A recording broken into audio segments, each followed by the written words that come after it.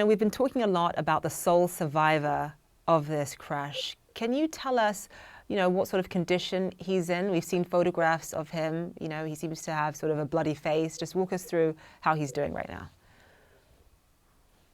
No, of the many patients that we received here, today, this gentleman was lucky to be walking back out of the dangerous area. He is well under management and not very critical. He has some blood in the images, but he's not very badly injured. He is very comfortable and under strict observation. No issues.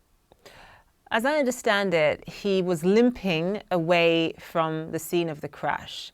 So, based on Yeah, reports, he limped away, that so was he appeared to have sustained some injury as it pertained to jumping out of the aircraft. Can you tell us what happened in terms of what you know? yeah, no, he doesn't actually remember. There is a term called post-traumatic amnesia. He must have suffered that. Like he is not able to give me the complete picture of the event that happened sequentially. What he says is at one moment there was some kind of noise, and the other moment he was out, and then when he got up he was all surrounded by dead bodies and all. So this is what his description is. While you see him limping, it was immediately after the injury. So for a moment before he could reconnect and stabilize himself, he was jumping or limping, but otherwise he has no bone injuries and no limb injuries, no injuries otherwise, just a little bit of on the left side. So, what you're saying is that the event obviously was so traumatic for him that there's a lot that he cannot recall at this point in time. Yes, yes, yes. I mean, after some time, he may recover and get to know everything about, recollect everything. But right now, he's not And how long do you anticipate he's not that? able to recover. Okay, and how long do you anticipate that he's going to have to stay in the hospital for? As soon as some legal matters are cleared and a general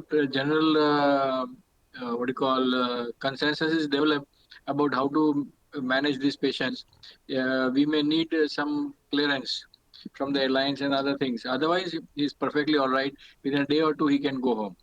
Incredible. And then we know that obviously the plane crashed into the medical college there in Ahmedabad.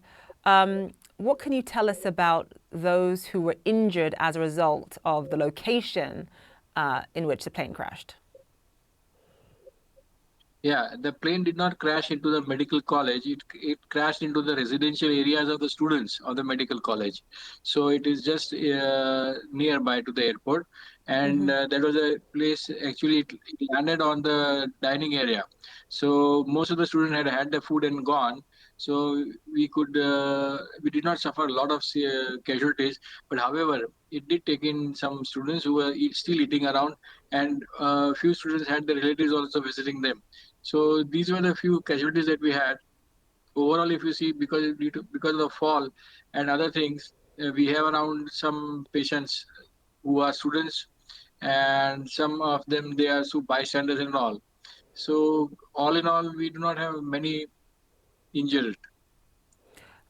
But those who are injured, I mean, I understand you're saying the crash took place at the sort of residential area of this medical college, and you had patients who had loved ones visiting them, and a lot of them had basically were eating food and had finished when this plane crashed.